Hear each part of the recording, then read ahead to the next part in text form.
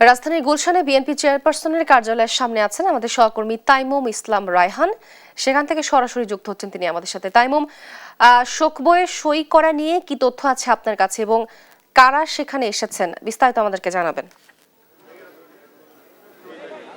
জি, যেমনটা বলছিলেন, আজকে কিন্তু দিনব্যাপী এখানে যে বেগম খালেদা জিয়ার নিহত যে শোক বইতে কিন্তু স্বাক্ষর করেছিলেন বিভিন্ন নেতাকর্মীরা প্লাস ব্যবসায়ীরা। তাছাড়াও আমরা দেখেছি বিভিন্ন শ্রেণী পেশার মানুষ কিন্তু এখানে দলে দলে ঢুকছিলেন। তারা সারা দিনব্যাপী শোক বইতে স্বাক্ষর করেছেন এবং কি আমরা যদি বলি রাজনৈতিক ব্যক্তিরাও কিন্তু এখানে স্বাক্ষর করেছেন। আমরা দেখেছি যে বিকালের পর ছাত্র শিবির, তারপরে গণ অধিকার পরিষদের লোকজনও কিন্তু এখানে এসেছেন এবং কি খালেদা জিয়ার যে শোক বই, সেই শোক বইতে স্বাক্ষর করেছেন। আমরা কিছুক্ষণ আগে দেখেছি জামাতের ইসলামের যে আমির ডক্টর শফিকুর ইসলাম, তিনিও কিন্তু এখানে ঢুকেছেন।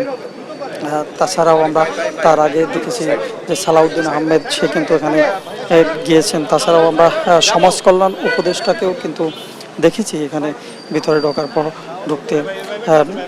যেমন বিএনপি নেতা সালাউদ্দিন আহমেদ এবং মির্জা ফখরুল ইসলাম আলমগীর কিন্তু এখানে স্বাক্ষর করার শেষে কিন্তু তারা কথাও বলেছেন সাংবাদিকদের সাথে।